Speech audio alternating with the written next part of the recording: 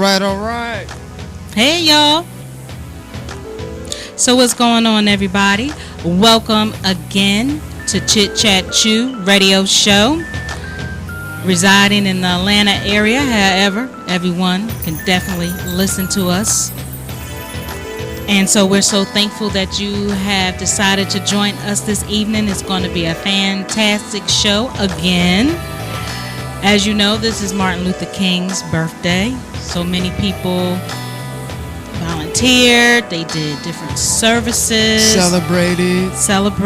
Participated in, beneficial and inspirational events today. So we're definitely going to follow up with that. Probably through Facebook. Just curious to see what everybody did today, and hopefully not just let it be today, but make it a year-round thing. Yep, had to be consistent. Yes, do your services consistently, year-round, 365. Not just on this great day, but every day. Because every day is a great day. It could be potentially can be a great day all the time. So make it as such. So. Before we bring our guest in via phone, you are capable of calling in at 404-474-0080. As we stated in last week's show, we had a guest on, Arthur Jamie Martinez, and he was fabulous, and he was giving away both of his books. So if you had listened to the replay per our Facebook Live yesterday, I believe, we said that we were going to ask some questions, and if the caller calls in and we ask the question and you get these questions right, then you will get 2 books for free. So we're going to jump right in it, and I'm Aisha, better known as Jade, one of the co-hosts. And I'm Uno, the other co-host of Chit Chat Chew Show. So go ahead, ask a question. All right, so the first question would be, what inspired Jay Martinez to become a writer and author? So it looks like we have a call early in the game. All right.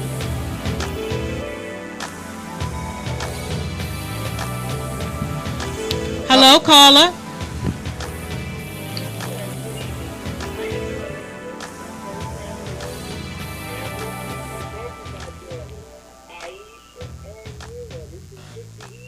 Hey, Mom. Hey, Mom Dukes. Hey, Mama. Thank you.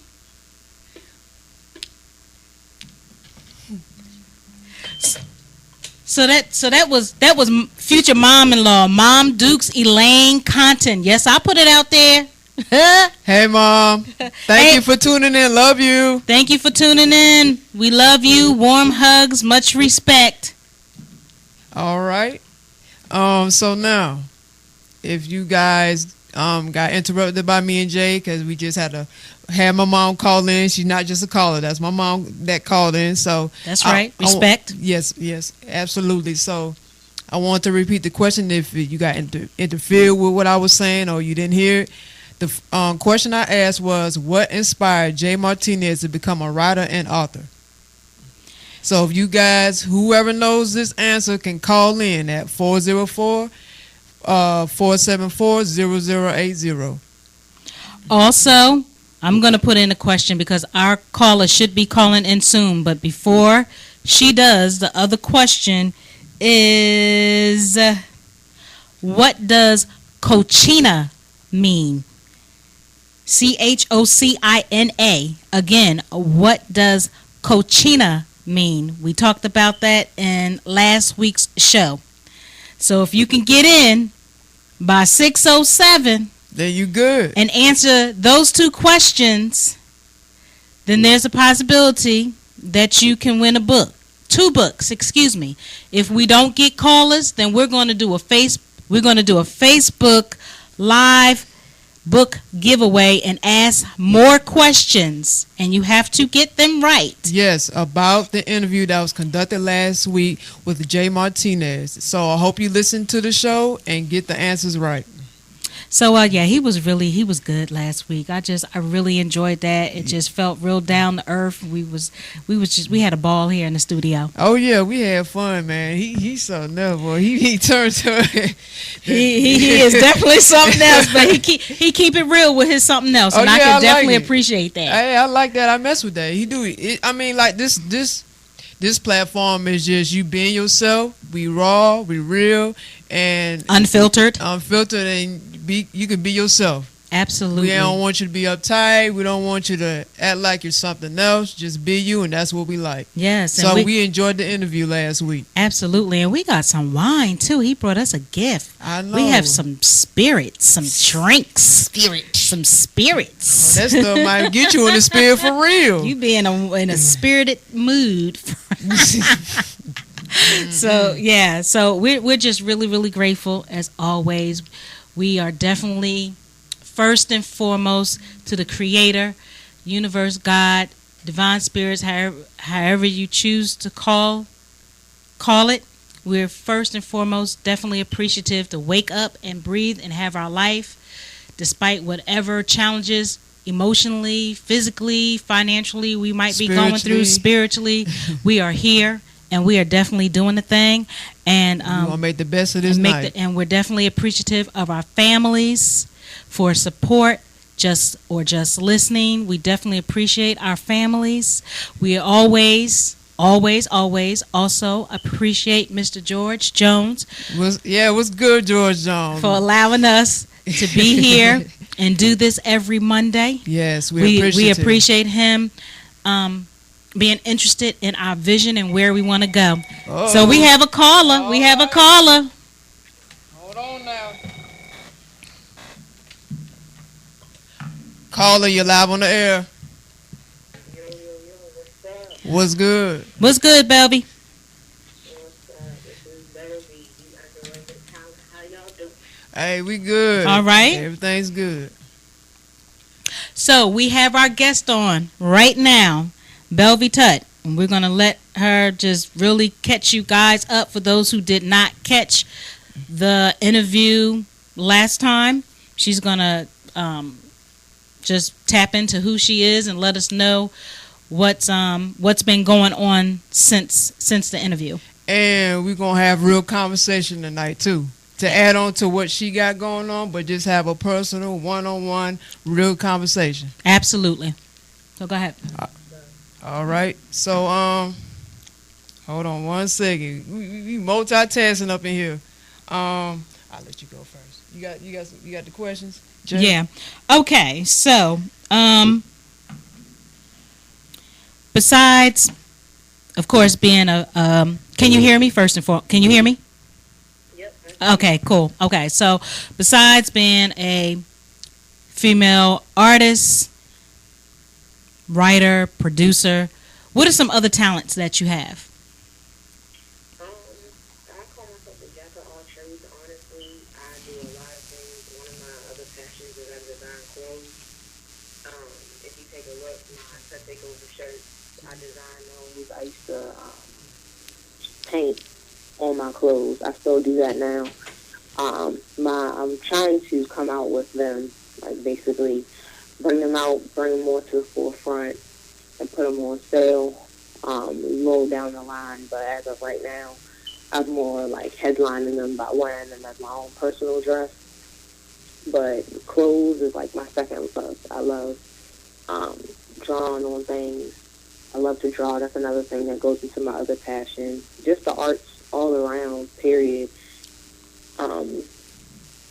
What else? Yeah, just clothes. When it comes to the fashion world and the arts, I love movies, so I love to get into that. Okay. But mainly right now is just the music and the clothes. I got a clothing line I'm working on. It's people probably see me all the time with it. I wear a hat, my red hat. That's a clothing line that I'm trying to come out with. Red, the League of Red affiliate. And the Cut Takeover shirts, I try to keep new ones coming out every year, like a new, what is the word? I'm sorry, my mind is all jumbled right now. I like to have like wow, what is the proper word? New material. I like to bring new material out to the Mm-hmm. forefront. Last year I had my Dope Sex Love T-shirts. This year it's going to be more geared towards TTO and TTO Live, which is TTO Live is my shows that I do when I go out and have my audience. So I'm just wanting to promote that. But then yeah, that's about it. Well, you definitely got your hands full. I see And that. Yeah, that's what's up. Absolutely. That's always a positive thing. You know, when you say clothes, that's definitely you wearing your own stuff. Of course, that you're a walking advertisement. Yeah. yeah, I believe in branding yourself. You have to brand yourself. I mean, at one point, all these clothing lines that people run to wear, like there are people run to wear the MCM and people try to wear the Michael Kors and stuff like that. At one point, they were up and coming. They were trying to get their brand out. So why buy into somebody else's brand when you can be your own brand, your own walking billboard? And I'd rather do that. I'd rather my clothes speaks volumes about me. So when people see Absolutely. me walking down the street or somebody sees, like there's a couple people out there that has a Dope Sex Love t-shirt. When they see that, they are representing me and my Absolutely. brand. So that's Hmm. all I believe in right now. Nothing wrong with that. Absolutely. I mean, Am I talking loud enough? yeah, yeah. You Yeah, you're talking good. out. Yeah, we just listening to Okay. you. We just soaking it all up. Oh, can you hear me? Yeah, you can. Okay. Now what you was saying about having your own clothing line and that representing you. I mean, I think Mm-hmm. that's very key, like especially for black people, because I know we have a tendency to wear everybody else stuff and not build our own, create our own, promote our own stuff. So I think it should be more about entrepreneurship.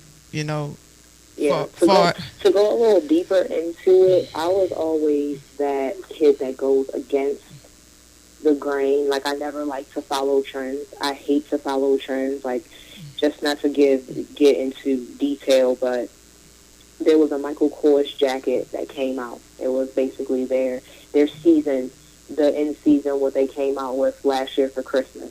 When I tell you I see everybody with that same jacket, it annoys me. Like it's like a why do you want to look like everyone else? Because it's right, hot, because it's popping, or because it's the in thing. I always like to make my own statement. So with the clothing line that I'm coming out with, and for TTO, it's basically like a brand, as in I want to show people that it is okay to be unique, to be original, to be official.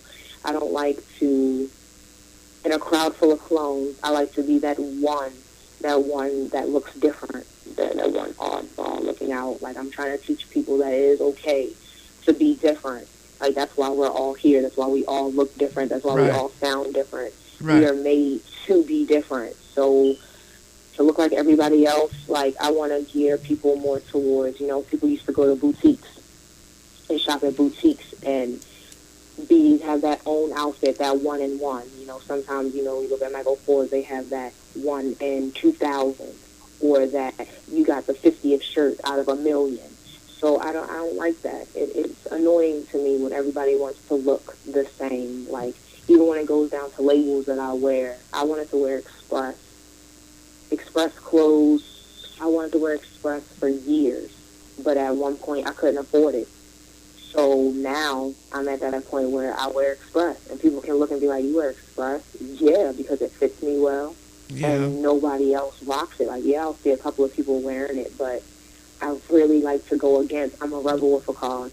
That's how I feel. They'd be like, whatever somebody is doing, I try to go against it.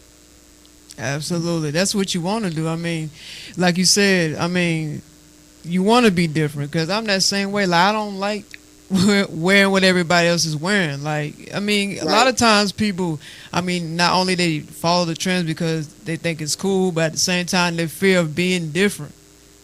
You know, Oh, most because definitely. In of high school, the perception that might be out there once they step out the box and they don't want that criticism or whatever the case may be. oh yeah, peer pressure, bullying. That is very alive and well. I went through that as a teenager growing up. I went to a school where the kids were, it was like a bougie school really, where the kids were in Gucci and Prada and Fendi, and these were like their parents were spending their hard-earned money for their kids to walk around with the latest Louis Vuitton bag, or they had the Prada shoes on. So, and I couldn't afford that. My family couldn't afford that. Like, we did what we could. We made stuff happen. So I wore stuff, but I still had to deal with that on a daily. Like, my mom doesn't know when I went to school, there's people that ask me, like, dang, you don't have any Jordans? Or my mom stood in the line to wait for the Jordans. Your mom didn't stand in the line for the Jordans? Like, I didn't have my first pair of Jordans until I was 18 and I bought them myself. So it was, yeah, I understand what it's like for people and society. Society is very geared on what you have. They take you for face value. They don't look at what's within. Some people will chop you down. I remember one girl, not too cute. Like, I always got a story. One girl, it was her first week of school, and I was sitting there. It was my 11th grade year, and I was with the clique. You know, every school has a different cliques or whatever. So I was one of those kids to where I knew a bunch of various cliques. So in this one clique that I was with, I was standing there with them, and this girl walked past, and she had Reebok Classics on. I'll never forget it.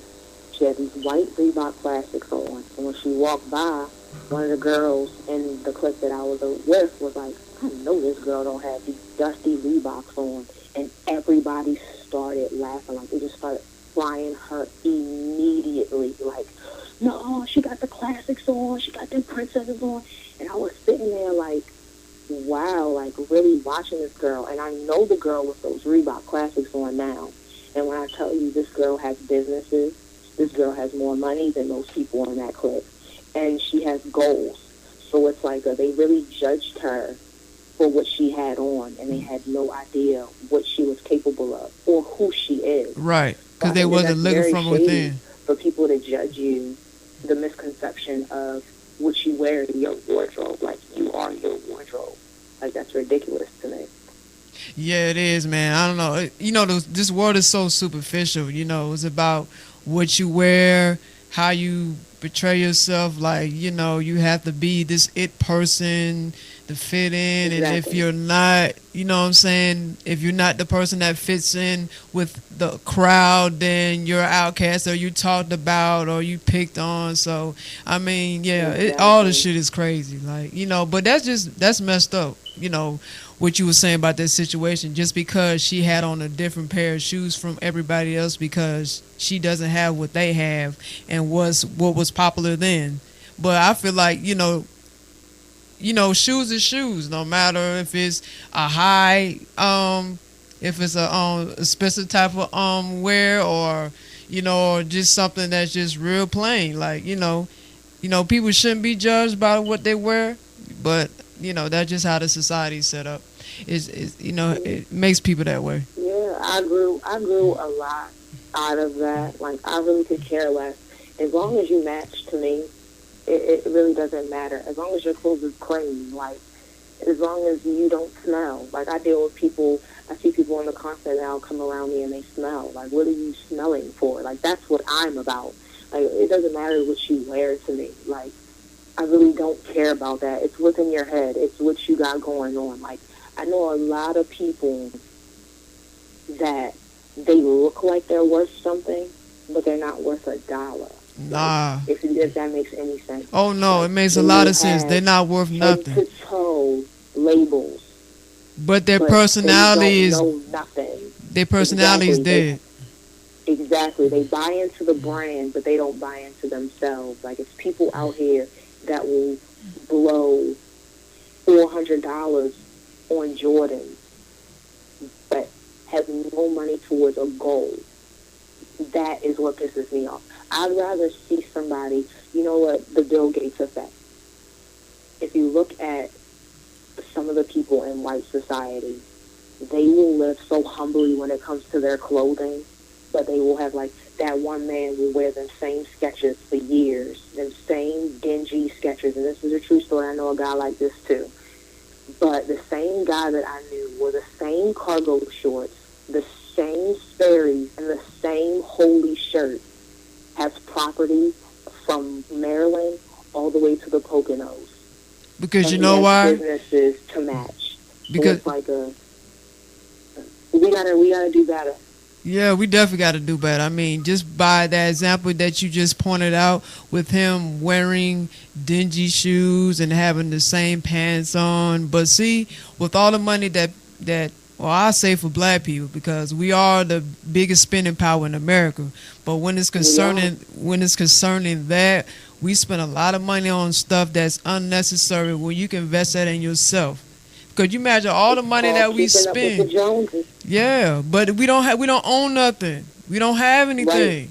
Right. And that's what white America has. That white man, he might have on dusty shoes, the same pants, the same shirt, but I can bet you he has money put away, and his money is stacked. Right. He's Got a living good. He doesn't work. 401k, He has a lot of security, and so he he got don't worry money about towards that house. it. Yup. But it's people that's living in the projects. Nope. They got that 50-inch flat screen on their wall, and they put on their cement project wall. But can't invest that in And- their own community. That same Yep. money that they spend on that Exactly. TV, you know, you can invest that in some houses for the community. You can rebuild a community up. You can invest it in a bank, like some a collective of black people can get it together and invest in a bank. I think It's so- honestly, I think it's a systematic thing. Like, it stems from our past. Like, it's deep rooted. Like, I know if I were to have a talk with my grandmother's one thing is, you better look the part. Like, you have to look a certain way. You have to carry yourself in a different fashion. Like, I'll be damned if out here in these streets you looking raggedy. So it's like that's that misconception of you have to look a certain way to be a certain way. Like, I understand you have to look presentable, you have to keep yourself up, but for God's sake, don't look the part, but not even have a role, if that makes any sense. Oh, that makes a lot of sense. And I think a lot of times, too, is they don't have self-worth either. Like, they don't feel like, you know, how the society's set up systematically, they don't feel they can build anything or have anything Right. because of the opposition that comes the black community's way a lot of times too. So you have to Right. look at that. So yeah, so that's my thoughts on that. You wanted to add to that, Jade? Oh, I was just, of course, I was just listening to you guys talking, which is very true on both you guys' part. Like you said, a lot of people, like you just stated, being in the projects, they having the latest sneaks, whether it's Jordan or whoever, and the Yeah, it 50-inch annoys me. screen, and complain. Because I know someone, of course not putting any names out there, but I know someone who has subsidy, and I'm not knocking any of this for the reason why I'm saying it. I'm just speaking, callers. But I know someone who for her fortune is she has Section 8. She gets all of these types of services. She's not paying that much rent. She's getting child support, food stamps, you name it. Yep. And I see her, and yet she still complains. She is just never satisfied, and or she's always like that. I know, as far as children, it being a peer pressure, going to school, you may not look like Joe Blow or whoever, but for the adults too, I see that pressure strong, especially me being at work. I have somebody that I work with that told me up front that when she wears labels, it has to have the labels on it. Mm-hmm. Like, there's a difference. If people only knew the difference between labels, like, yeah, you can have MK, but the MK with MK stamped all over it is low quality Michael Kors. I don't care what anybody says. People need to do their research. That is not high end. There are different levels, just like polo. Mm-hmm. Some Oh, people yeah. do not know that there is a black label polo or Yeah. a purple label polo. That's what the famous people wear. That's the expensive shit. Mm-hmm. Not what you get at the outlet not what you get on discount at Marshall's. That's not it.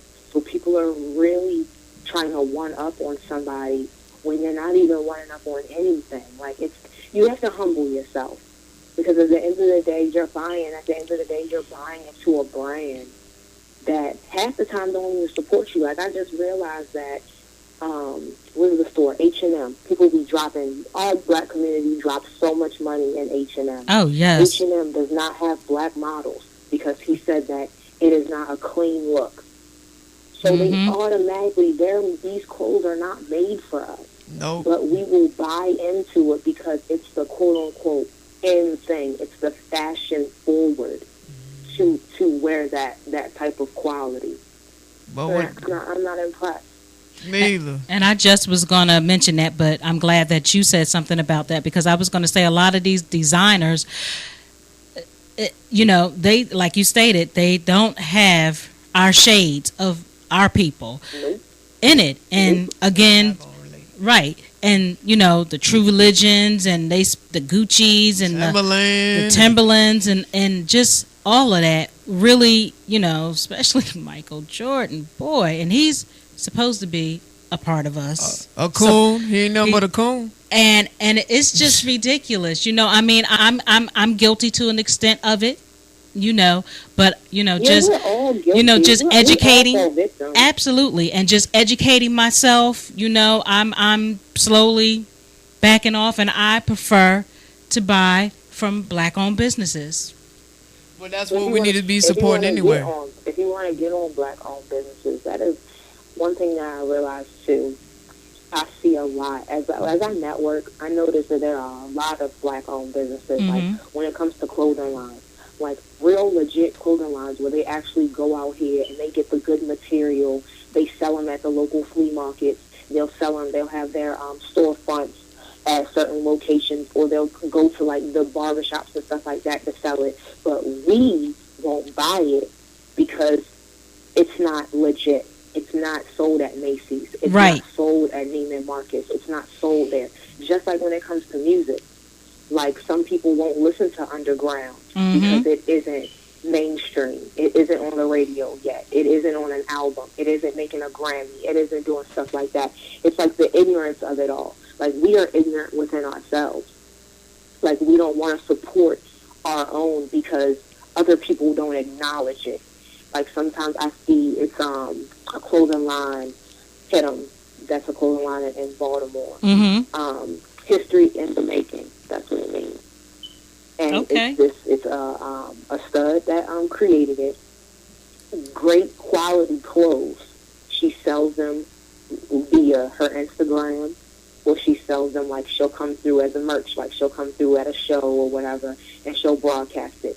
Nobody will buy it. It's like the brand is cool. She has a flip card to go with it, but do you see people walking away with it? No. It's like people don't want to, promote it, or it's like they're embarrassed to say, like, when people ask, what is that shirt you got on? People don't want to be proud to say, this is this brand and this is what I represent. People don't want to say that, but they'll be quick to be like, oh, Dad, you got on that Michael Kors shirt. I see you. And they're like, yeah, girl, I got it on the discount at Marshall's for $40. So it's like, that's what I'm seeing in the community right now. We don't support each other. And that is why.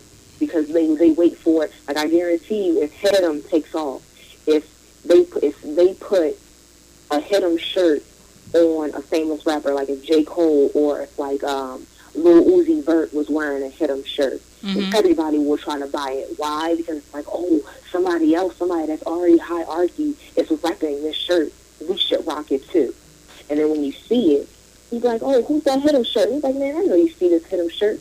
Lil Uzi Vert wore it at the awards. And they're going to be like, Dag, I got to get it then. That must be official. It's sad. It's really sad. I didn't notice it until I became who I am, like, as an artist, as an independent person with my own brand, with something that I'm trying to get people to buy into. I didn't really notice it until I went on the other side of the fence. And it's very sad. And I totally understand you, as well as another pet peeve for me is that I find that when we charge what we charge for our products or services, they have a problem. And I'm speaking on our black race. They have a problem, but you will go out to other races and spend that money. You will spend your rent money, Yep. or your Yep. your utility money, your gas, electric, whatever, phone, whatever. But when it comes to our own, they want it for free or they want a discount. Right. And then They not want be you to respectful. they want you to hook them up because we family or because you know Right. us. No, we Like, still oh, gotta Samia, Let me eat. get that discount. Oh, what you got for me, Sam? Let me get a free one. Oh, let me do this. Man, but if the Arab person got it, it's a good deal. Right. They sell it. Right. If the Chinese person do it, Chinese person runs everything. If the Chinese people, to bust it down, like I love my Asians, the Chinese people has a hand in all of black business. Oh yes, Oh, yes. absolutely, they Ever do. see them come and support us. And We will go right on over to them and drop dough But you on know that what the head, sad part about it on is, them though? clothes, on their feet, on everything. Yep. But when it comes down to us and what we have to bring to the table, even when it comes to the music, independent artists can come with a CD where they spent the money to go to the studio to record it.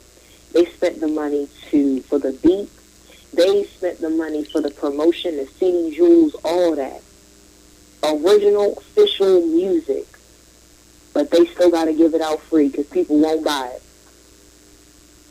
Yep. That's the sad part. It is a sad It's a part. shame. And But that's the culture we're in. yeah, pretty much. I mean, and like you were saying with the Chinese, now how we spend on them, we have no problem of putting our dollars into their communities. But see, the thing about it is they won't invest that back in our community Nope. because they We would don't believe they it. would tell you It's straight a up. crabs in a barrel thing too. It's like, yeah, I got mine, you got to get yours. And when the Chinese, they would tell you straight up, like, I'm not going to buy into your business. You need to do for your own people. But they won't Yep, say they that to the keep that money European. together. But they won't say that to the European. They won't say that to an Arab man, or they won't say that to another Nope. race of people. But they'll say it to the black people in America, though. But see, One lady told me she was outraged because the Spanish restaurant Sardi's. I don't know if you have a Sardi's where you are. no. The Sardi's is basically like a Peruvian chicken. It's a Latin chicken place, basically. Spanish style food. I understand it. I was living in Florida for a while where Spanish people have a lot of businesses there. So I know that when it comes down to the Spanish, the Arab, the Asian people, when they create a business, they help their own. When you go to an Asian establishment, it's all Asians there. When you go to an Arab establishment, it's all Arab. When you go to a Spanish establishment, it's all Spanish people. Why is this black lady upset because this Spanish place? She's like, I want to call somebody. I got to call some department because it's not fair that this Spanish place don't have no black employees. I said, what? what? Who gonna say that? She don't have That's to. one She thing don't have to have no black employees in there. Exactly. I give props to them because they keep that dollar. Yeah, we will fall victim and spend our dollar with them, but they keep that dollar with their culture. And there's Even nothing wrong with their that. kids have jobs. Absolutely, they sure do. And please We can't trust. even hook our people up with jobs. Oh no, We gotta do better. Definitely. And from my experience also, try going to other races asking them, can you get the hookup? They're going to look at you like you stupid. Right. For real. For real. They're going to look at you like you stupid. I mean, I'm basing it on experience. I've been in the Arab stores and the Asian stores, and I've seen our people go in there and be like, well, can you, they won't even let you go for a penny. I'm just saying based on my experience. When they give you the amount that you owe them, that is what you owe them to the T. There is no, well, can I come back and pay you? No, they want their money now. And then if you don't give it to them, they be ready to want to fight you, or they be quick to want to call cops on you. It's consequences. I've seen it. Yep. Yep. I went to a hookah bar run by Arabs. Was at the bar, ordered my drink. Now, normally when I go to the bar, if I have one or two, like couple of drinks, I'll ask them to open my tab. Have no problem. I'll give them my debit card or I'll give them my ID. Be like, open my tab.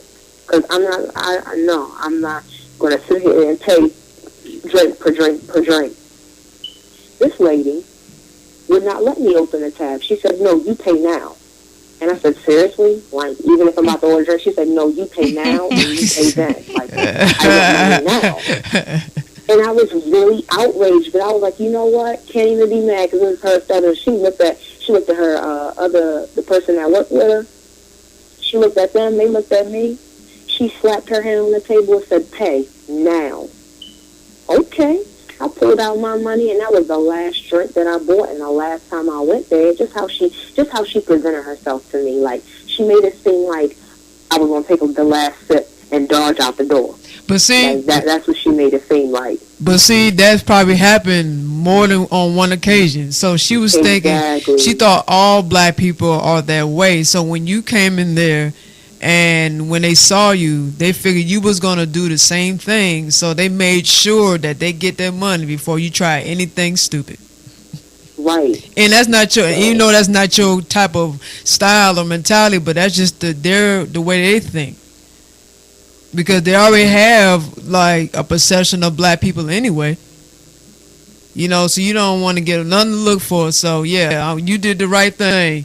You paid up, but you just know not to go there no more and keep that money within your own people. Right. And that's... I'm all into people that... I have something that I'm cooking up right now. Not really. I'm still in the baby process where I'm trying to develop it. So I'm not really going to say nothing about it. But I noticed that it is time for us to really network. Like me stepping out into the world, taking touch where I go out here to these events and other shows, like basically stepping out into the underground where people got going on. I've noticed a lot of women and blacks are people that are trying to bring something to the forefront. They're trying desperately to get seen, whether they're selling spiritual things, whether they're selling food plates, whether they're selling, they can be graphic designers, artists, painters, dancers. They all have something, a brand that they want to bring to the forefront. And I believe that it is time for us to we can't be ignored. Like, I'm tired of people only wanting to promote. Like, it really blows me how, that's why I had a video that I posted. I don't know if you've seen it, but I went live the other day on Facebook, and it really blew me how we really have to sell our arms, legs, titties. We gotta suck dick. We gotta eat crotch. Hey, that's real talk, though. That's what. Hey, that's just to get a repost out of people. But for a famous person to do something, people will repost them for the free.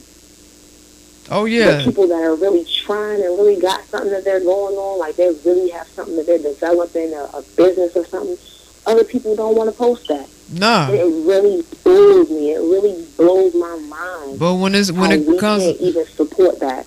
Nah, we don't want to... I notice people on social media don't want to support positivity as something that makes sense. But if it's something that's degrading and disrespectful and, you know, out of character, people quick to share that. It's entertaining to them. And no one wants to, you know, be real with themselves and be supportive of people who doing real things. It's real difficult out here. Like, I never knew it'll be so hard to get people who inbox me often. Yo, I love your music, and this track is such and such, and I play this song all the time. Or they'll send me video snips of them listening to my song. But when I click on their actual page, they're not posting it. But they're telling me, it's like they're ashamed. And I ask them, yo, can you post it? You know, it'll be love if you posted it. People don't understand how much we value a repost. Everybody knew about J. Cole's album that came out. Why? Because all they had to do was repost it, and everybody saw it. Right. But if you really for me, you'll repost me. Like, yeah. Where was the word?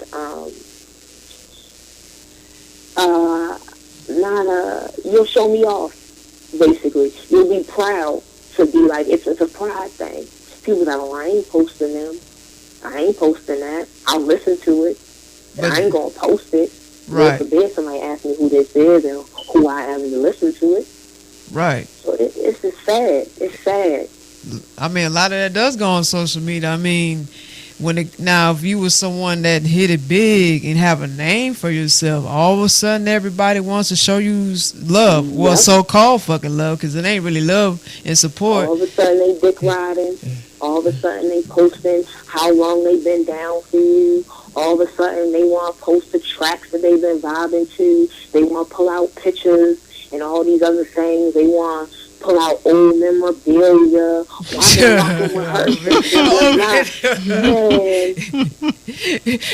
That old memorabilia, that was funny. That's real talk to her. It's the truth, man. Yeah. It's the truth. It's real. It's sad. It makes me laugh, but at the same time, it really makes me mad because not just myself, but it's other people out here that are trying so hard to actually have talent that will not get that recognition, will not get that repost because they aren't popping. They aren't what's getting those views. It's like people want to be a part of the 1,000,000+ views. Nobody wants to be a part of the couple of views. That's why I give props to people, whoever has heard my first mixtape, whoever can honestly say that they can name my first mixtape. I rock with them because they know me from the essence of when I was just recording in my room. Like, they know that. They gravitated to that. Not the people that wait for me to take off or they wait to see. Like, people started to notice when I started posting my videos on YouTube, and then it was like, oh my God, this is amazing. I never knew you was like this. Man, I've been posting my music for years, and it took a visual and a couple of views and like 1,000 views for you to be like, dang, let me start noticing this girl. It's like people want to buy in when you already bought. Yeah, pretty much. Yeah, you have to be. And to me, I'm real hard up. So people call me petty. Like, I'm like the petty queen. But I have a reason to do this. Like, when people want, I've been that child to where, that's why I call myself the underrated talent. I've been that person that was overlooked. I've been that person that people second guessed me or people didn't choose me first. So when people decide to choose me first, I decide to choose them last. Like, if you want to choose to fuck with me now, like, oh, now you want to be in my presence. Now you want to be a part of what I got going on. Why? Because you see what I have going on. But when I was telling you about what I wanted to bring to the table, what I wanted to do, you ain't want to listen. It's like they wait to jump on. They're bandwagon people. I don't like bandwagon people. Nah, I don't fuck with that either. Either you gonna ride for me day one or you don't. Right.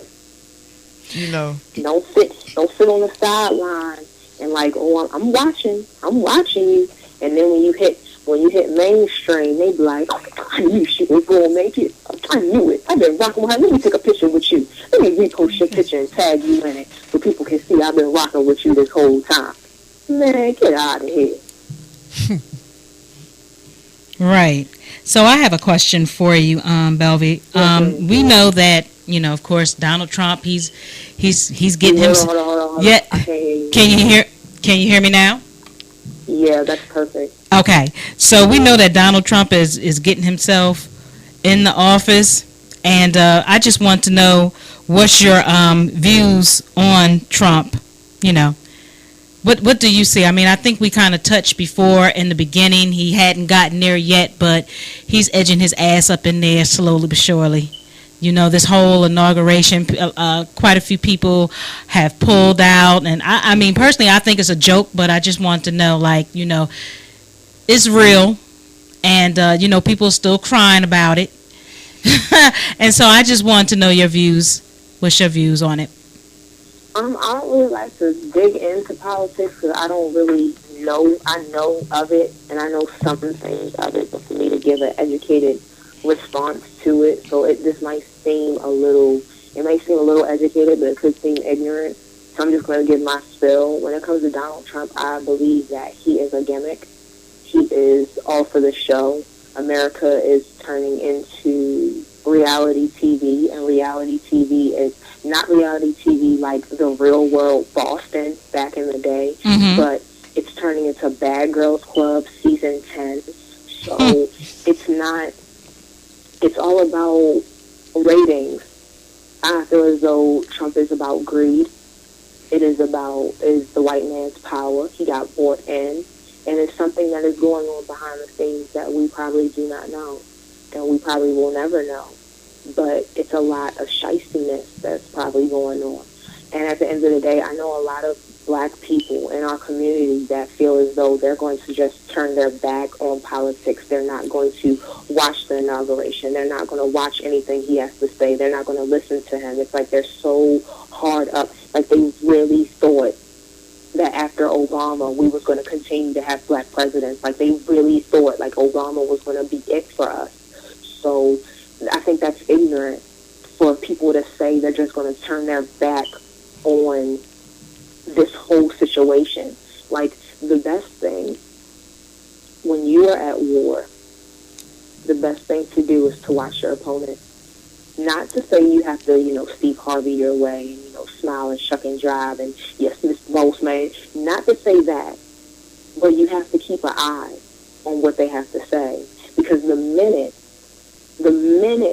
people turn their back and stop watching CNN, people was only watching CNN to hear what Obama had to say.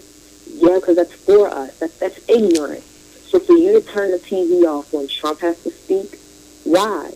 He can slip in so many things that he's going to do to this country that we won't know. Why? Because we're not watching. Just because we don't like him? Man, fuck that. I want to hear what this dude got to say. And at the end of the day, he is running my country, the country that I live in, the country that I represent. I'm not moving. I'm not going nowhere. So I want to know what you're going to do. What you're going to do for us. Or how you're going to keep us afloat, whether we sink, we swim, or what. But if he fails, we fail. So for everybody that's out there talking about, oh, I hope Trump perishes, I hope Trump messes it all up, y'all know y'all talking about us, right? This is now a us thing. Just like how the racist people were like, I hope Obama fails, blah, blah, blah, all that other stuff. They didn't think about, like, just because he failed, he still had 4 terms. I mean, he still had 2 terms, like, regardless. So in those 8 years, y'all wanted him to fail? Us? That's dumb. So Trump, no, I don't like Trump. I'm Democrat. I don't believe in most of his views. I'm very saddened if he gets rid of Obamacare. A lot of people are going to be sick. A lot of people are going to die. But that is the selfishness and the greed of it all because, if you're paying your health bill, with Obamacare, cancer treatment, you only pay $53. But without Obamacare, you're paying 60 G's, tops. And that goes to the pharmaceutical companies, that goes to the doctors and everything. It's all about putting money back in the, put your hand over. What color is that? It goes into that hand. That's what it goes to. So that's what this is about. So that's how I feel. If that gives you any type of answer. Oh, yeah, it definitely gives me. That was very accurate. But that's how I feel. No, it's how you feel. It's however it came out the way that it came, and that's definitely, no problem with us. I mean, I definitely will say, I'm not a Democrat or Republican. I chose not to be in. Close, I can't hear you. Can you hear me now? Yeah. Okay. No, what I was saying was that, I'm not a Donald Trump fan. I no longer claimed any Democrat or Republican. That's my choice. But I just feel like regardless if people are Democrat, that we all as a race need to be proactive. And yes, I do believe that we should listen, because you should listen to your enemy. You need to be ahead of him. Yep. So that I definitely, he's a businessman anyway. I mean, he knows that he's not president type material. He's a businessman. So on that, he has the smarts. Just like they said, When Obama was elected, most of the House was Republican. So a lot of things that he tried to pass, it was very hard because when you think about it, in the reality of it all, your president, our president, is the face. That's it. It's not always up to him. Trump can say, legalize weed. If that whole House of Congress is opposed to that, they don't care what he has to say. Ain't no money going to change that. It's that vote. Just like when all the votes said that Hillary won, but that the college, that joint, the electoral joint, that won. So it really doesn't matter. He could say whatever he wants and whatever hoopla, but it's all about that House and what they say. Right. They fight every day when they try to pass those bills. I know a guy that told me to go back on, you have to look at your enemy. God told me he did research on the Black Panther Party. And there were some members of the Black Panther Party that really, they were ops, basically. Not cops, but ops. They were spies. They went to the other side. They went to KKK rallies dressed as racist, dressed as self-hating people. They played those roles, and they played them so well to where they went to those KKK rallies, and they heard exactly what they had to say, and they brought that information back to the Black Panther Party, so it was a one-up. It happens all the time. You have to know how to play the game, and the more that I speak to some people in the black community, the more I realize they are lost. We have no idea. Just to hear a black person come out their mouth and say, I'm not going to watch CNN no more because I can't stand that Trump is president. That is the dumbest thing I've ever heard. Like, you really want to fail. You really want to fail at life. Like, I can honestly admit, before Obama was elected, I didn't care about politics. I slept through my history classes. I thought it was a sham. I thought it was a lie. I thought it was phony. But when Obama got elected is when I really started to pay attention. But then when this new election came and Trump was was about to be in office and I was all into that, that's when I got really into it. Like, I really started asking questions. I really started watching the news. I really started to talk to my elders about the government and what could happen and what this is and what everything is. Like, that's when I wanted to be involved. Not the other way around. Just because we get a victory, yeah, we got Obama, we got him. What, you just going to throw your talent and quit? Yeah, it's crazy. That's all. That's what a lot of black people do, give up. That's another thing we got to stop doing. Stop giving up so easily. Stop letting the enemy defeat you. We got to learn from the past mistakes. I see the examples you brought up with the Black Panthers and the KKK being the ops and they playing the game. Now, just like in the Black Panthers too, they had agents within our own, but it's just all about in that political system playing the game. But with that being said, we need to learn from what has happened in the past and able to move on in the future, move forward in the future, and don't make those same mistakes that happened, back then. So with Donald Trump being in office, like, okay, I mean, personally, I don't give a fuck about Donald Trump. I'm not Democrat, I ain't Republican, I'm a human being. The Creator created me, so he gave me a purpose, so I'm going to do what I need to do. I'm not going to worry about what one man is doing, because I have to be responsible for myself. I have to take accountability and responsibility. So right. I need to be doing something proactive that's positive to help not only myself but other people as well. That's the moves I'm making.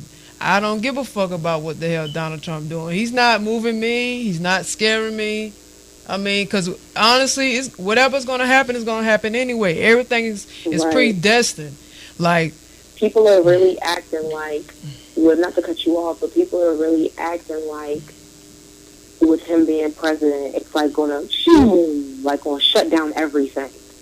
Like, basically your whole operation. Like, people don't realize where we came from, and that's the thing. I think our generation got they got it so easy. It got so good. But at one time, we had to fight for what we wanted. We had to fight for equality. We had to fight to be lesbian. We had to fight to be black.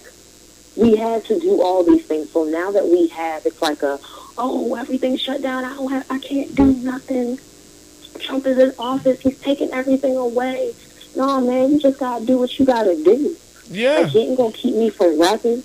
When you gonna put a price on my head, on me to rap? Or Like, speak your mind. When you gonna put signs out on the street that say I can't be gay? Like, no, man. You got it all messed up. Yeah, he can try.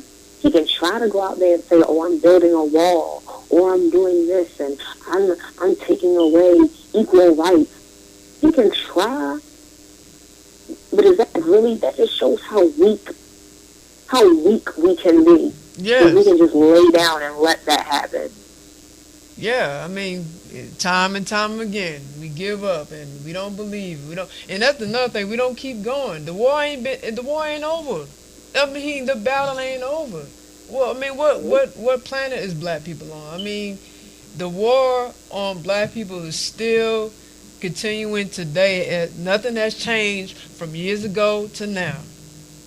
So, I mean, there's no excuse of not wanting to better yourself, not only yourself, but your people as well. Like, instead of, like, because a lot of times black people are complacent. They're comfortable, they're complacent. They're used to what they have good now, what they think is good, especially when Obama was in office. But now that he's, exiting out the office and Donald Trump is coming in, they can't have the so-called comfortable luxury they used to have. So, I mean, you can't get your Section 8 and you can't get your welfare. That's what's about to happen. Oh, yeah. Right, and they gonna go through some feelings, boy. They get that Section 8 and them food stamps and all that government assistance. No disrespect, but they gonna go through it. You talk about crying and going through some mental changes. It's about to get real for them out there. That needed to happen. There's people that get like $500 in food stamps. Their rent be like $15. $5, child support, and they got a job. Some of them. Exactly. So it's like I don't feel sorry for those type of people. I'm worried about the people that actually have a fight, that actually are fighting towards something. That probably saw him be elected and be like, "Dag, like he really about to put a monkey wrench in our operation." Well, like that's what it is. Well, you know what? How I feel about it, maybe this needed to happen for black people to get off their ass and do something. Stop making excuses for shit. True. Get up and did they ever thought of it like that? Sometimes you need an enemy to make you do what you need to do. Right. It sees what you made of, basically. Exactly. So I mean, and like I said, Donald Trump, like, that was already selected. Like, the elite, I'm talking about the 3%. They already pre-selected who they want in the office. Everything is already planned. So whoever's going to fulfill the agenda, that's who they're going to put in the seat. Yeah, people need to, who knows? Humanity thought they had control. Like what they said of, huh? No, I didn't mean to cut you off. I was saying humanity, like just humans in general, us human beings in general, and of course black people, but just humanity in general, we don't have control. I mean, this whole political game, we don't have control of that. They have the control. So if people understood that, and if they do know, if they acknowledge that and knowledgeable of it, then that means people need to get prepared for what's to come. Like, why wait until Donald Trump gets in the office and then now you panicking and want to do shit? It don't work like that. Exactly. We got to do better. I mean, at the end of the day, we have this dude for 4 terms. And honestly, we do not know that for sure. People can be impeached. As long as you keep your mind positive and stay prayed up, we really do not know what tomorrow may bring. We don't. We not to just throw stuff out there. He can die. He can get killed. Somebody can come in and catch him doing some fugazi stuff, and he can get kicked out of office. Or, hey, how about this? He may have rused everybody to get those votes, and he may do a whole other thing. He may do a whole 360 on people. We do not know. We have no idea. Just like with you and me, with anybody else in this life, you do not know what tomorrow may bring to sit there and justify. Like, there are people out there, like, okay, Oprah Winfrey was 6 years old, sleeping on her porch because she was dark-skinned. She was belittled. She was raped, molested, all those things. Her mindset could have been, this is all I got. This is all that I am worth. This is all that tomorrow may bring. Look at who she is now. You do not know what tomorrow may bring for this country. You don't know. No. Just like how when Obama was in office, it brought us together, in a sense. People thought it was possible, more businesses was open, more women was going out and making things happen. There's a lot more small businesses growing that are run by women, us, that are running things. So who knows what is going to transpire from this? So that's all I'm gonna say on this whole situation. Because I really don't want to have my whole conversation about that guy. I feel you on that one. Okay, so I gotta now I want to get into this Joanna Wright situation because I saw the post that you tagged me in on Instagram, and I was reading a little bit into it, what you tagged me in, and of course I went here and shared it because people need to know what's going on. But from what you tagged me in, can you tell the audience a little bit of information about Joanna Wright? Okay, and I'm on live too, so I just got to say that. I was on Facebook the other day and I saw the post, and the only reason why it touched me so hard is because she is a black lesbian stud. And I don't know how other people classify themselves, stud, AG, butch, dom, whatever. When I look at us, it is we go out on the street, we are targets. It's a lot of people that can see us as being odd, as to be like, we're different, just like a gay man. Like a femme can walk out here in these streets. People don't even know about them unless they wear rainbows all over or if they hugged up on a stud. When you see a stud walking down the street, I feel for us. Because we are women. We are women in masculine clothes. And people may look to us like we are different and a problem. So when I saw this post of her being missing, I looked it up. And I watched the video. Joanna Wright, 33 years old, was snatched December 18th. Yeah. A couple of weeks after her birthday. Yeah. In her neighborhood. Like, she wasn't snatched. Like, people don't see how serious this is because she wasn't snatched from another country. She didn't go to another country and get snatched. She wasn't at a club, leaving the club and was drunk and got snatched. She wasn't over in a whole other state. This was in her neighborhood. This was like literally her walking home to her mama's house. Yeah. And people drove up and snatched her. Right. Blocks away from her house. And I said, a few blocks away from her home. And she got snatched Exactly. up. She was snatched. So, and then what I heard was, I don't know her rap name, but she is also a rapper. Oh. She is known in that area for her music. She is an underground talent. So that did shows and did all that. I do not know her rap name right now. I don't know it at all. I haven't heard none of her music, but in the research that I did, that's what I see. And the info is very slim with it. So all I don't really like to dig and dabble because you really don't know what is going on. We're not in Chicago to know what happened. We don't know the truth. We don't know what happened, what was said, who these people are, what motive it was against. All I ask is for people to pray. Prayer and positivity are the best things you can do in this world because this world it's a shift. It's a good versus evil. You don't know the demonic forces are working. working. Out here is evil. You don't know who out here is good. So all you have to do is pray to that higher power that she comes home. Oh yeah. In my mind, it's has she ate? Is she in faith? Is she safe? Is she clean? Yeah. Is she not mentally fucked up? That's what I ask people to pray about. Pray for her to do better. Pray for her to come home. Because her family misses her. Her friends misses her. up. Yeah, I posted that on the Chit Chat Chew website, and of course I've been posting it. You seen it on my Facebook, and I've reposted on my Instagram, and just letting people know what's going on. And if anyone knows anything, please reach out to that hotline at the news. When I looked at the videos, I think it was the first one I seen with channels. Was it ABC channel 7? I think they had a hotline. So 1-800 you tell us if you know something.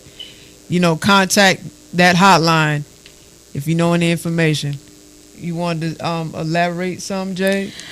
I mean, yeah, Uno had told me about it a few days ago, and I too had shared it on my wall as well as the other pages that we have. And I mean, my heart goes out to her because none of us knows that story except for those that live in her city, and it just seems really odd in day broad light, like she got gripped up. I'm really trying to figure that one out, like scratch my head for real, because it's too much going on. It's a lot going on. It's like we had a lot of deaths for 2016, and we have rolled in for 2017, and I mean it's just still going on. So yeah, I mean I strongly believe that we should stay prayed up. And if somebody definitely knows, what's that number again? 1-800 you tell us. 1-800 you tell us. Audience, I hope you are listening. This is our community. LGBTQ community. Definitely. Just LGBT community, just communities in general also. Absolutely. If you know something, call that number. Because what about if it was somebody in your family, someone that's close to you? I'm sure that you would want people to help out if they knew something. Sometimes we get a little selfish with ourselves. We know something that, well, we can't snitch. Fuck it. Like, fuck the snitch shit. Like, just, this do is the right thing. Do the right thing. This is a human being. Fuck all that snitch shit. Because in some situations, it don't need to come to that. Why? Some things need to be said. It needs to be told. Right. And that's just what that is. Because like I said, I saw the videos. I saw 2 videos actually, and I actually read the story. Like I clicked on the link and read into the story. And what you were saying, there was really not much to go on. But from what I seen and read, I just wanted to put this out here. Like from what I gathered, like she was age 33. Of course, she's been missing since December 18th. And this occurred in Chicago, near Chicagoland neighborhood. She was last seen around 2 p.m. as she walked near her home around 64th and Towman. She grew up in the neighborhood, and people in the community knew her. She was well known. She was a hairstylist as well. Oh, wow. I didn't even know that. Yeah. I was looking at the video and found that out. So I just wanted to jot down some information. It can be a lot of ins and outs towards that. Like, really, you don't know who, why, what, or when. So that's all I just tell people to do is just pray about it and think good vibes about it. Yeah, that's all absolutely. You can really say. I mean, cause from what the eyewitnesses say, she was kidnapped. Now the screams was heard.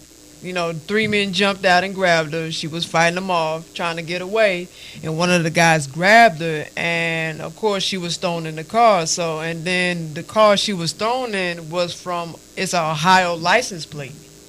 So it's just the whole situation is odd and crazy. Right. So like I said, just gotta stay prayed up about it, and you gotta be positive, and more stuff will develop as the year goes through. Oh yeah. I sure hope so, man, because it's just too much going on, man. The devilish functions is working. So, we just got to, be in tune and be aware, Yeah. So, my next question to you is, now, I know you sent me a track last night, so I'm going to get to this next question. Now, I heard a song that you did with Solo Flows. a couple of years ago called the Anthem. Um, I see you touched on like social topics such as racism, politics, just the system, liberation, and just real life shit. Even the problems and struggles of the black folk. So with that being said, like, what do you think are solutions that would help the condition of the black community? Like, what you think would help? Be together, encourage each other, buy into people's brands, support black businesses, treat people as you would want to be treated.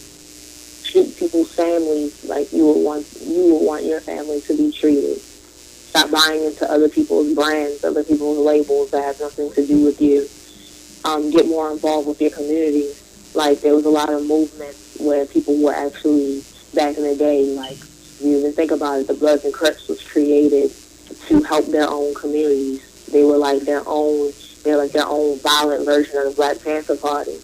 They back to school programs, do that, help the homeless, just do stuff to help. It's one neighborhood at a time. Don't be so set on what's going on with out there if you don't have here. If you don't have here together. So people don't realize, like, just to drive, I'm from Baltimore, just to drive down my Baltimore streets downtown and to see all the homeless people there and people driving past them, not helping, not doing anything for them, to see the people, abandoned buildings shut down, but nobody is trying to actively figure out how to get these buildings open. Storefronts that get robbed, people don't help them out. So it's all about, don't turn your back. There's some people that'll say, man, I'm moving out of this city. I can't be here. I got to go somewhere better. I got to, that's how gentrification happens. That's how they move you out, because they get the impression that we don't even want it.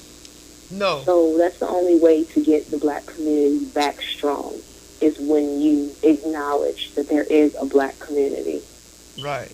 Yeah, I mean, those who want a better community, because you can't help everybody, but you want to link up with like minds who wants growth within the community. So yes, definitely black economics, black unity, black love, black strength, like all of that goes hand in hand. Have faith in each other, support each other.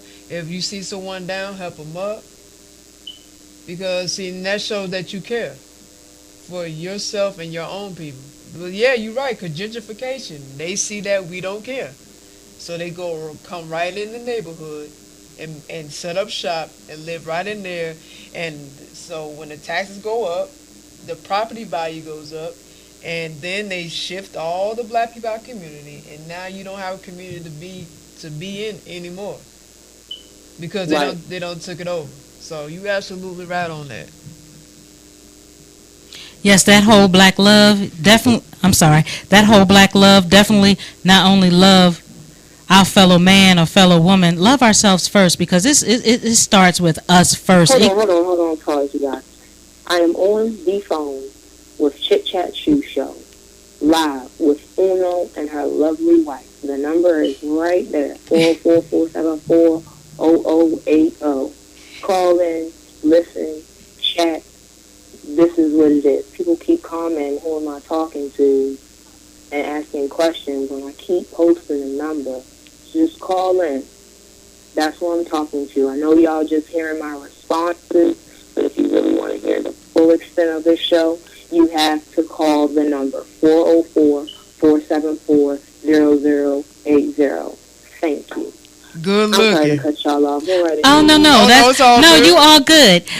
For the sake of the show, definitely when we have our guests, while we're interviewing, yourself as well as future guests, when they're on via phone, you won't be able to call in. However, you will be able to download the app Audio, AWDIO, as well as for our LGBT community. You can go to www.gaytv. Is it Gay TV? Gay TV. I had a slow moment. GayTVATL.com. So there's even And that's the thing. People don't Yeah. be wanting to go online. right, they don't want to Right. So many do. excuses. Oh They my don't wanna go gosh. on the computer. Yes, they just And they ask the same question over and over and over. Over Like and over. you got the damn information, so it's right there. Just put the work in. Stop being lazy. That shit is annoying. I had to cut some people off because they wanted me to send personal Facebook PM. They want me to PM. The hell with PMing you. We put it out there on all our social medias, and they call me. I don't care how people feel about me. We put it out there for you guys. So if you want to listen in, we definitely appreciate it. But we are not going to babysit you. We are not going to hold your hand. We put it out there so much. There's no way that you don't see it. Like we give information to the T. So there's no need for people to be like, well, PM me. No, if you don't catch us, oh well, there's other Monday shows, but definitely if Y'all pay attention. please guys, pay please. attention. Stop. Like cut it out. We're grown. We're all adults. We're not I forgot what the hell I was Cause that's gonna an even insult. say. Like I don't see that's my pet peeve. See, I'm a person that puts all the information at one time, and then you turn around and ask me about the information I just put out there. So you ain't catch none of that shit, and you really That's think one I'm thing going I to? realized about some people is like you can give them the bread and the butter, but they still want you to toast it for them. They still want all of that for you. You can give them all the outlet for them to hear. Like even when it goes down to my music, I'll have my music on SoundCloud. People will even annoy me about that because it's like I'll give them the SoundCloud link. Well, you don't have a Spinrilla? I got the app for Spinrilla. Man, if you just click the SoundCloud link, it will pull up on your online. People will make excuses mean nothing to me these days because I'm a queen of I find a way. If I really want to do something, I will find a way. So when people would just basically be like, I ain't trying to go online or no, you got another way, that means they really don't care to do it. They want to, but they want you to just spoon feed it to them. Like they really want to be there. Like you really got to pull up to their house and do the radio show right there at their house for them to be a part of it. I don't have no time for that. Absolutely. Nah, man, nah. Because I'll be an ignorant motherfucker like I always do on Facebook. I ain't got time for all that shit. Like, well, I'll be like, well, move the hell on. Because, you wasting my time. And you wasting everybody else's time. So, yeah. Right, yeah. Next question. Right. Hold on. Pause. What's the website again? Okay, so it's www.gaytvatl.com, or they can download the audio. They can download the app Audio AWDIO and search Chit Chat Chew Show. Man, people act like they don't even want to download apps. They don't have no space on their phone. Man, all the shit they download on their I phone. heard all the excuses in the book, man. I heard all the excuses in the book. It's like you really got spoon feed people stuff. It's like, man, if you really want me to hear it, you'll make a way. Man, get out of here. Man, no time. If you want to be down, you want to be down. I told you, people call me petty, but I just run it off of myself. If I really want to do something, I'll make it happen. People don't know all the things, like how I really make things happen. So I don't take kindly to excuses. Like, this is on a telephone, this is on an app, and it's online. There should be no excuse why people still question it. Right, exactly. And don't follow through what they're going to do. And then when you even put out, I apologize. And then when you put out, my folks. But then when you put out the replay, they still come with the dumb hoopla. Like, are you serious? The replay is out there for you, and you're still like, well, I can't do this and I can't do that, and can you still PM me? I mean, they don't do that now because I just really had to like tell them how I really felt, headstrong, Philly style, and then that was that, because I'm not gonna do it. I don't have small kids. I'm just not gonna babysit grown ass people. It's just not gonna happen. Nah. Yeah, I can't deal with that either. I won't even respond to you. I just annoy your ass. I won't even respond to you because you so my intelligence right now. So even with that, even when I do music, like when I put out Like if I want people to send music to Chit Chat Two Show email, and I give you all the information you need, far as attaching the correct information, far as like your social media info, a picture, or anything else we might need. I put it on there with the kind of music we're looking for. Everything is on there, and then you ask me, what's your email? Bruh, the email is on the attachment with the picture that I just put Right. on social media. I said But it's I right. guarantee, and hold up, to touch bases on what we was talking about earlier, I guarantee you, if it was like I don't know, your radio station, like the number one radio station in your state or whatever. But if it was that radio show, people will find a way. Oh They will yeah, look it up. They will Google it. They'll go online. They'll comb through their feed. They'll figure out a way to be seen on that joint. But it's like with something like this that's underground, it's like that's trying too hard. It's doing too much. right. They're not trying to take the time to Yeah. be engaged with the show at all. So yeah, I don't wanna waste my time.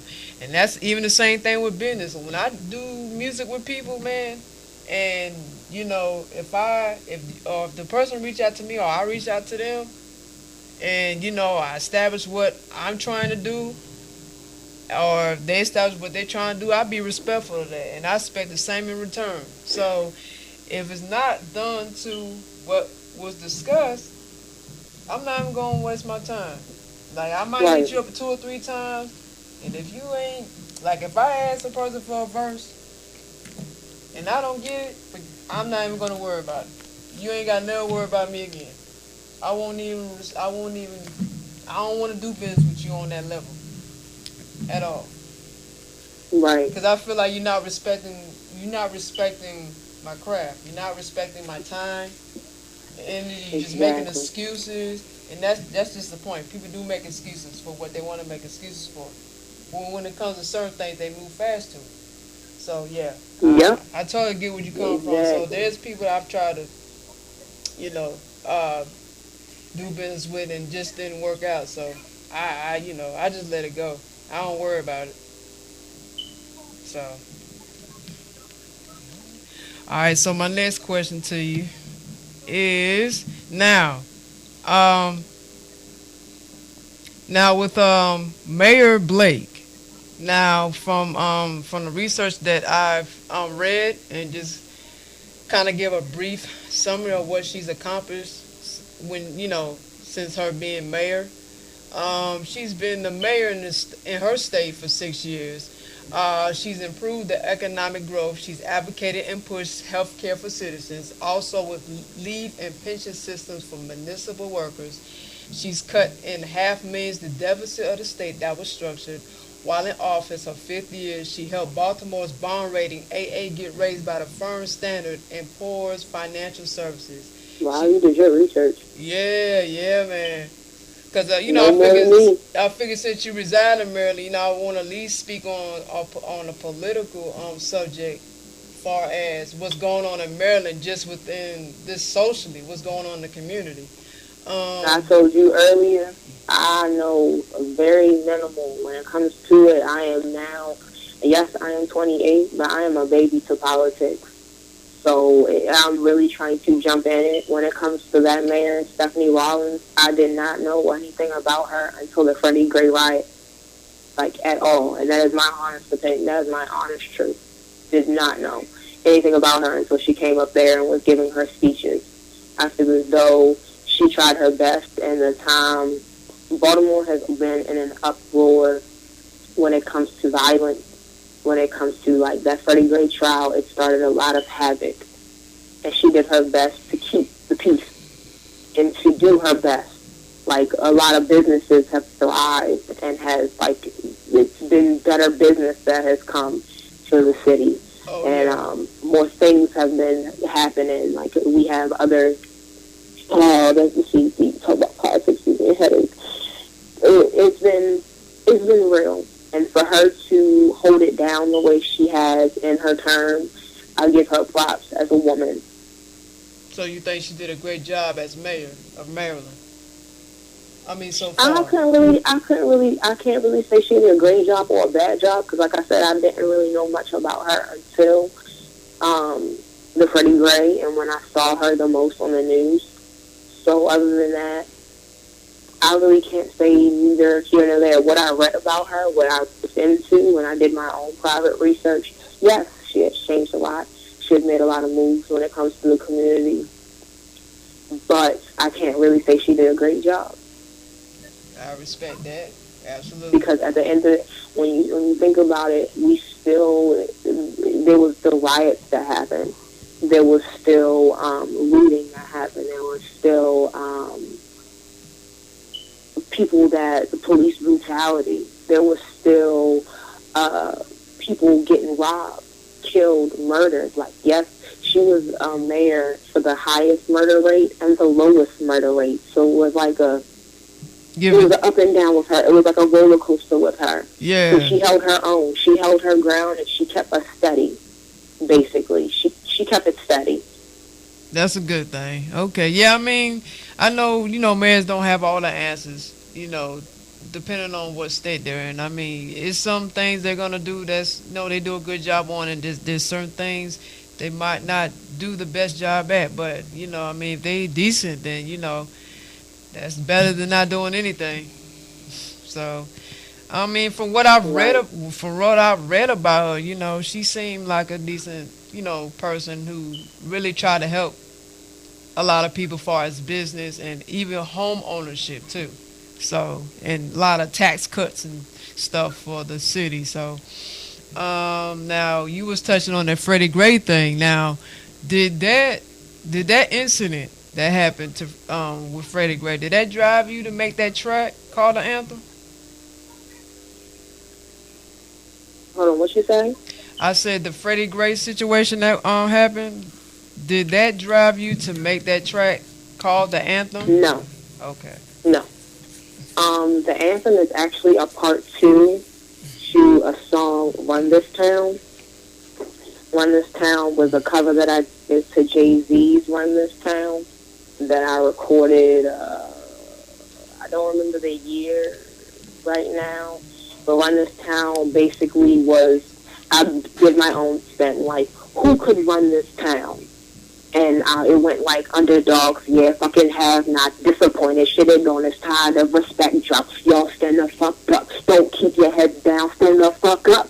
No use letting them keep you down, they ain't say we make it, well Chris we so in there. So basically it was like Run This Town was like a speech. Like if I had a podium, I was speaking to all the people that was hurt, all the people that is going through it, the underdogs, the rebels, the people that have a cause, that don't get a voice.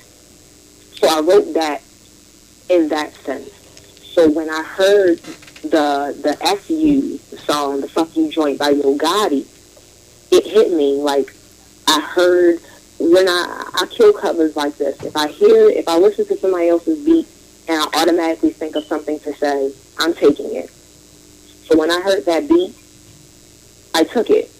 Because the first thing I heard was message to the people, time to raise up. That's what I heard. Like, it was part 2 too. Like, you really have to hear Run This Town, but because Jay-Z is now part of Tidal and he now has copyrights over all of his music, all of his sound, they kicked Run This Town off of SoundCloud. Run This Town is not on there. Run This Town is on, let me tell you right now. I believe it is still up on Reverb Nation. Let me see. That's another thing about covers. Like, I'm about to stop killing covers because once the mainstream people, they get their legal rights, people will chop you down. Like, I can't even post a song on Facebook. Like, to know that on Facebook, they really comb your music and they will shut that shit down. Oh yeah, like, they say copyright infringement for such and such. But yeah, not to get off subject. Run This Town. Yep, Run This Town is still on my Reverb Nation. If you want to hear it, reverbnation.com/Belve. It'll give you a sense of why I made the anthem. But the anthem, it really set a tone.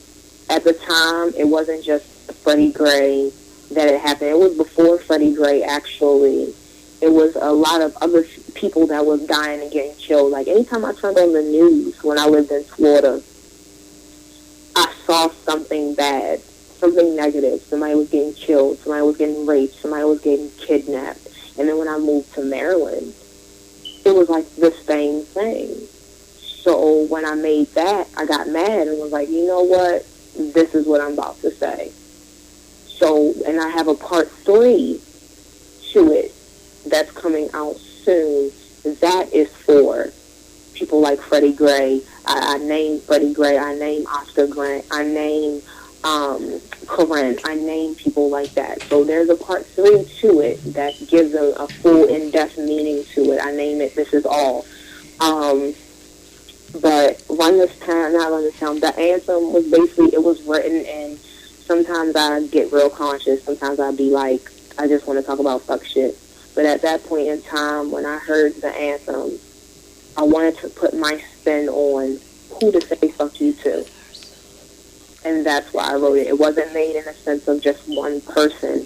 It was just me being angered with our treatment, with what was going on in not just my city, but everybody's city. It was a close to home feeling. Like basically, if we could Run This Town Part 2, if we could all uprise and do something, that's why I said message to the people, time to raise up. Like another speech, basically, another podium, another soapbox rant. That's what it was. Dope. Yeah, absolutely, yeah. I mean, yeah, someone's got to speak on it, man. I mean, we do need real, you know. I mean, especially if you just tired of just seeing the same old, yeah, you know, you take control of that. Use that podium. Use your voice, you know, to uplift the people. Hey, there's nothing better than that. Right, and it's kind of crazy because I wrote it, and I wrote it like a future tense because I didn't think, when I wrote it, I did not think about Trump being in office. There was no such thing as that. So when I wrote the line, when Obama leaves, who gonna fucking help us? I did not write that really thinking like, wow, like now in this time of age in 2017, I'm really thinking like, he's about to leave. Who really gonna help us? So it's like I really wrote that but it really should have came out now. Yeah. But you was steps ahead. Yeah, steps ahead of the game, exactly. Yeah. Like that's what I feel. They'd rather see us coked out, broke with no lights. That was true because when you think about Baltimore, that is the crack epidemic was real. Oh yeah. The cokeheads. Oh the yeah. fiends. That is real in Baltimore. That's what they rather see us. They rather see us coked out with no lights. Or either or, they rather see us broke. They rather see us a fiend. They rather see us with no lights. They rather see us, as when we say no lights, they rather see us dependent. So that assistance to help us keep our lights on. They rather see us in those lines to get our lights cut back on. They rather see that. Oh yeah, they don't want us to prosper. That's period. why I wrote that. And Solo Flows, she made it even more president because she had her own spill on California living and what she went through in the Bay Area and the troubles because she comes from a place where Oscar Grant was killed. Like, she is from that city. She knows about BART Station. She knows about all that. She was there and riding with them. So that was like a perfect person to have on the track because she can give her spill from a whole other side of the country. Like I brought the East Coast riot. She brought the West Coast riot, and it just boom, went hand in hand. Right. I love the anthem. That I performed that. I'm gonna drop the video tomorrow on Tut Tuesday. But I performed that for the first time in Baltimore in December. And I got the best reaction from it. So I really believe that is going to be... Some people don't like that because it's like too real for them. But you know what? They need it. They need the damn hear. I said they need the damn... Yeah, they need the damn hear. Stop hearing all this craziness. They need to hear something that's going to help them.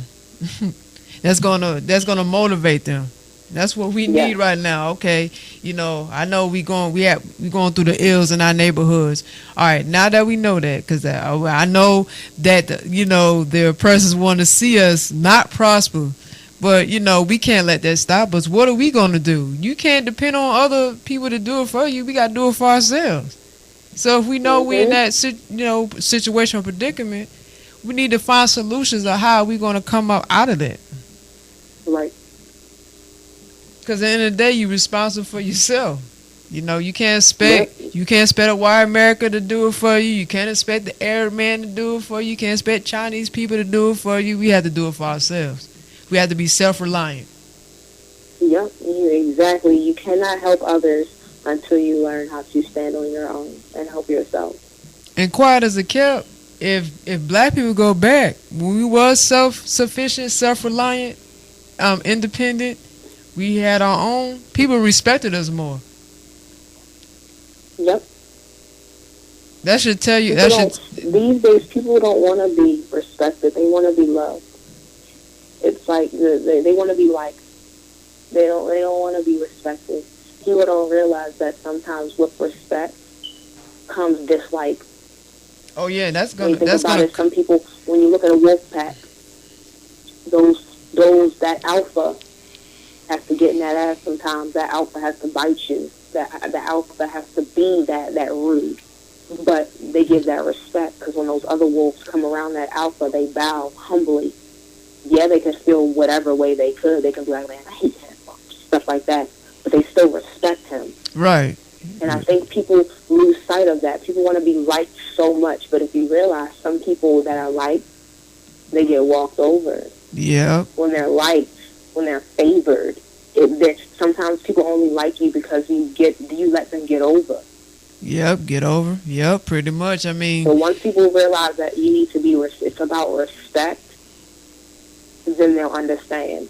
they'll It's not definitely about understand. the movie. I really have to go see Fences.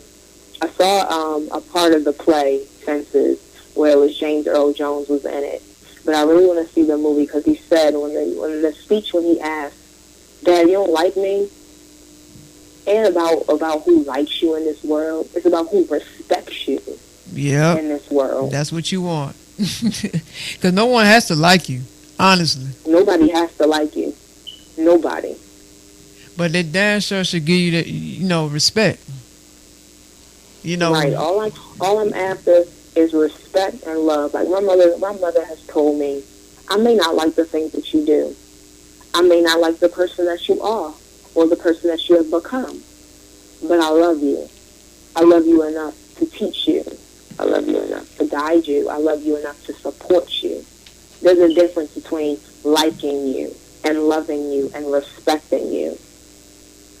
Oh yes, it is a big difference, and people gotta know how to differentiate the two. And they think it's the same thing, and it's not. Yeah, that's deep, but oops, my fault. That's really deep, but it's very, very true. The question that I wanted to ask you was, Yes. for the time that you've been out here being an artist and doing your thing, what's the best advice that you can give to someone that's an upcoming independent artist, when it comes to their craft? Like, based on your experience and what you've saw from the time that you've been out here. 3 things. 1, know your shit. And I'm going to say that as flat out as that. Know your shit. And know as much as you can. Because there are people out there that know more than you. And you have to admit that there are people out there that know more than you. But there are also, it's a dog-eat-dog world out here. Some people can eat you alive in this industry because you don't know what you're talking about or you don't know. You can just have what it takes. You can have the good lyrics. You can know how to rap with your eyes closed. But if you don't know anything about what you're stepping into, you will just be that person that can rap with their eyes closed and people can take from you. Part 2 is develop before you release. A lot of people, and I can say I fell victim to that, I was so in a rush to be heard when I was 21 that I used to release unedited work. I released stuff that if I look back, I'm going to be like, I could have changed that. I was so focused on, you got to hear it, you got to hear this now. Oh, I'm so hype about this, you got to hear it. No, develop yourself. Develop your sound. Develop who you are as an artist before you release. And 3, study the greats. Some people need to humble themselves. They think they know everything, but they have the audacity to not even look at what others are doing. Like, some people think, like, I'm not saying, oh, you gotta piggyback, you gotta look at other people's corners and you gotta steal. No, if you have to be okay with asking questions, you have to be okay with studying. Like, if people look, I study people, like, when I want to have a proper Instagram page. Like, a girl asked me if I had a management team that ran my Instagram page. I told her no. And she was like, who runs your page? I said, I do. And she was like, well, you put it together. The way you put it is so well put. I said, you know why? She was like, why? I said, because I watch Chris Brown and Drake. I watch their Instagram page. I watch how they post. I watch what type of things they post, what type of people engage with their stuff. Not trying to say it's a copy, but even when people say, I want to be like Mike, they want to be like Michael Jordan, they studied him. They watched what he did. They watched how he played. They watched how he kicked his foot, or how he threw up that layup, or how he threw up that jump shot. So, in order to be great, you have to watch great. And you have to absorb it. And hold up, let me add a 4th. Don't fall victim. You have to know your lane. That's how I'm going to say it. Know your lane and know when you have outstretched somebody else's lane. Yes, people might say that. That's the most ignorant thing to say when I say that sometimes you have to step away from other people. But if the route that you are going, if the lane that you are in is this way, and then you look at another artist, or there's a difference between an artist and a rapper. So if you are in an artist lane and you look back at this rapper, and you look at the things that they have going on, or the way that they promote, or the way that they release music, or the way that they do business. Like, even, I'm very judgy, like, even how you come at me in an inbox. Like, hey, yo, what up, when you trying to get a feature, no, you have to be okay with declining. You have to be okay with staying in your lane and knowing that you don't go back, you don't backpedal. Once you get into this lane, the common goal is to go to the next lane. Not the back lane, but the next lane. So you have to know your role, you have to know your place. So those are the four things. Okay. Well, I definitely... Hold up. Go ahead. Sorry. No, go ahead. 5. That's the last one. 5. Originality. Yeah, I said you have to watch these people, but you don't want to be these people. You still have to be yourself. Because if you don't remain yourself in this industry or in any industry that you want to be in, they can chew you up and spit you out like you don't exist. Like, if you look at these one-hit wonders or these gimmick rappers that are out right now that has those catchy songs, or those people that sound like Migos. You see how I just said that? Those people that sound like Migos. I didn't say those people's names, but I said who they are mocking, who they are. Migos is going to go past the people that sound like Migos, if that makes sense. Oh, it makes a lot of sense. You come out with your own sound and you believe in your sound. Do not alter your sound for anybody, because what is popping now may not be popping later. If you look at another person that I watch, Michael Jackson. When I watch him, when it comes to performing, we talked about that last time. I watch Michael Jackson. Michael Jackson came out with music that the people looked at and they scratched their head at. They was like, you really sure about this, Michael? And he was sure. So sure that they still play his albums to this day. It is still relevant. Don't fall victim into trying to be like other people or mocking somebody else's ways. You get your own waves until it turns into a tsunami. And fuck whoever does not care about your ways. That is so true. You just pretty much summed it up for me because I feel that way in general and speak it a lot of Right. times because even, whether it's an artist, a rapper, whatever craft that you're in, the radio show, whatever, you have to have that confidence. You have to hold your head up. You can't allow people to come into your space, your circle, and tell you what you can't do. You have to believe in yourself. And like you said before, you have to be ready to say no and be okay with it and move forward. Yep. And be okay with And be feeling no, okay. too. Exactly. Some people can't stand no. Like, me, I'm an Aquarius. I hate to be told no. But when I get told no, I figure out my own way to say yes. So if I go to somebody, say I go and I send my music to somebody and be like, hey, can you check me out or whatever, let it be like a radio station or something. If they tell me no, I believe in closed doors. I believe in opening doors. When you close a door, a window opens. So when you get a no, don't get discouraged about that no. There are a couple of people in my life, not in my life, but that I know, that have told me no a couple of years ago, and they're in my inbox because they want me to tell them yes. There's a difference. So do not chase people, especially when they tell you no. Be okay with no. Don't get discouraged. I was rapping at 12 years old, and I was told no all the way till I was 21 years old. I had people, I knew so many people that recorded, and they told me no, or I got to pay this type of money, or I couldn't do this, I had to go to work, this wasn't the life that I needed to live. I was told that from 12 to 21. And it took me to get a yes. I got a yes at 21. I didn't let those no's discourage the hell out of me at 12, at 15, at 17, at 18. No's discouraged me.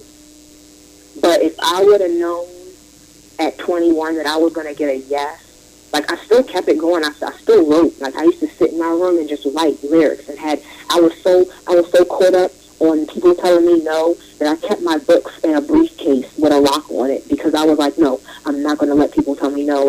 They're going to tell me no, but I'm going to still write. I still believe in myself. Like, I believed in myself that much. So from 12 to 21, I got a yes. So whoever listening, Oh, yeah. whoever has a dream, whoever has a goal, suck a no, because your yes is coming. And I guarantee that yes is going to be better than all of those no's. Because I know, and then another thing, not to throw shade, but the record company, he was starting a record company when I was 16 years old. The dude that told me no, he gave me, at 16, he told me $500 for 10 hours for studio time. That's how much he was charging me. $500 for 10 hours. That no means so much, because I don't even know his record label. That is non-existent. The artists that he told yes to, I don't even see them. They're not even mainstream. They didn't even make it. So that was God telling me that no was necessary, because you would be in that same position they are in. No position. $500 for 10 hours. I was able to record for free at a studio. I was able to record more than those hours for less than that. So please do not let a no stop you. Absolutely. I mean, you can't let it stop you. You have to keep going. I mean, you're not going to always get the confirmation or validation you want, you know. So, you just have to just keep, pushing forward, and because eventually when you start, focus on what you're doing, as far as an artist creatively, and getting yourself out there and making a name for yourself, people will take notice. You don't have to chase nobody. Because by you chasing someone, it's not going to help you, so, yeah. I'm with you on what you're saying. Definitely. Mm. Well, I'm sorry. Can you hear me? Yes, I can hear you. Okay, cool. So, we want to wrap it up because we definitely want to play some of your music before we end our show. So where can, and I definitely appreciate you. It's always real refreshing to hear a positive, like-minded person. You know, let us, by letting us know where you're at, where you've been, where you're at, where you're going. And you have good music, so I definitely can appreciate that and respect that. Let the audience know how they can reach out to you. Whew, all right, so I'll make this quick. Thank you guys for listening to me. My name is Belve, the underrated talent.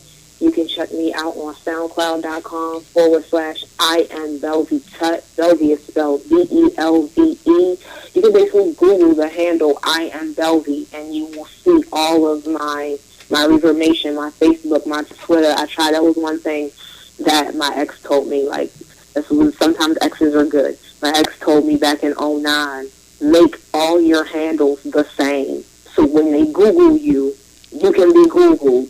So my Google, when you Google I am Belve, that's what you will find. You will find my Twitter, my Instagram. Well, not my Instagram, because that is I_M_Tut. But my Facebook, my Twitter, my Reverb Nation, and my SoundCloud. SoundCloud is I am Belve Tut, though. So you can check that out. New music comes often. Tut Tuesday is a real thing to rep. On Tuesday, that's when I bring out either new music, a video. I'll be live on Facebook, or I'll be live on Instagram, so you can catch up with me. What else? I don't miss anything. That's just about it. They call me Tut, bitch. That's just about it. That's the mood there. I'm definitely going to be checking you out. Of course, I do, because I like to support independent artists. So I'm going to definitely be looking out and staying in touch with what you're doing. And definitely, no doubt. I appreciate you having me on for the second time. It was amazing talking to y'all. Hey, so we appreciate that. Likewise, it's always a pleasure talking to you. Yeah, I mean, 'cause there's so much to talk about, and you really are a person with depth. So because we're not gonna just bring anybody on, So we definitely appreciate you actually coming on our show and conducting an interview with us. No doubt. I appreciate you having me on. Much love to you. And I wish you two a happy new year. But you know what? It doesn't matter, because we're going to still communicate. So it's not like this is bad. This is not bad. Oh, no. Not at all. We still going to be in touch. Absolutely. So I'm going to leave off. I'm going to go ahead and play the track, the anthem, because you did send me the track. And I definitely want to go ahead and play that so the listeners can hear it, and hopefully they please go like it, share it, support it, however you can. Let it go viral, let people know about it. So I'm gonna exit this show with the song that you sent me called the anthem with solo flows. All right. Well, until then, we're going to meet again. I'm sure we're going to continue to network, and we're going to continue to add whatever new that you have coming up. We're going to put it on our website. Awesome. I appreciate that. Thank you so much. You're welcome. All right, so it's nice talking to you, Belve Tut. So we're going to definitely keep in touch, and have a good night. No doubt. Much love to y'all. All right. All right.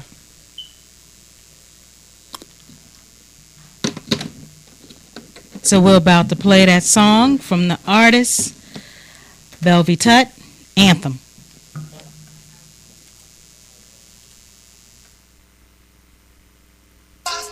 Bigots, racists, crooked politician wearing all them clown faces. Tell the media, we never scared. Say it loud, say it proud, listen here. Nigga, bomb. Message to the people, it's time to raise up. Cost of living getting high, bills piling up. While the room making steady ripping pay cuts. When Obama leave, who gon' fucking help us? Nobody. Back to the cotton field.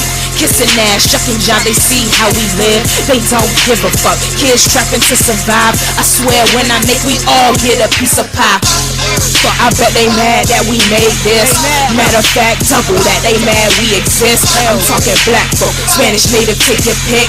Since the plane crashed, they turning us against some shit. Muslims screaming to Allah. We all here in your hell trying to stay alive. Zombified, guess we all on that bath salt.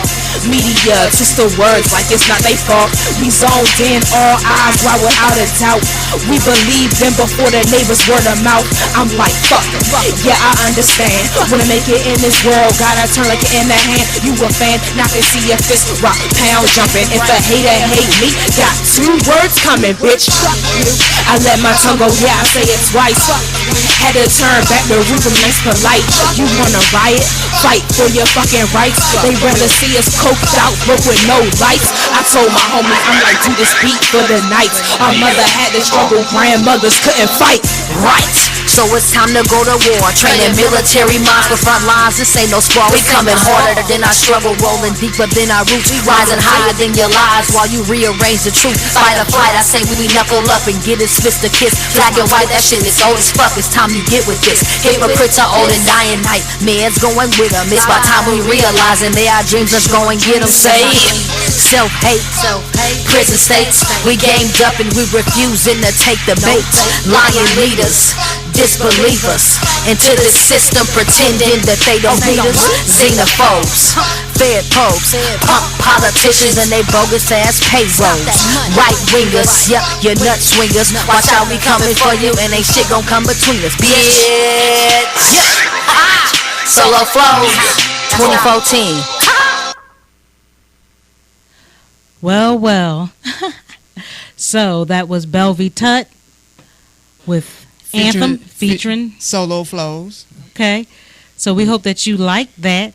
And so we're going to wrap up. We'd like to thank everybody for tuning in to the Chit Chat Chew show, which is every Monday from 6 to 8 p.m. Eastern Time. And you can definitely reach out to us via download the app, audio, AWDIO, stream us Chit Chat Chew show. Or for the LGBTQ community, you can go to www.gaytvatl.com. When we have a guest on via phone, you can't call in, but those are the ways to hear us live. But when we have a guest in person, you could definitely call us up. Hit us up at 404 474. There it goes. 0080. I had a brain for it. I know. Again, that's 404 474 0080. And I want to say this before we exit the show for tonight. Our social media info. So we want you to actually follow us, like us, follow us, share us.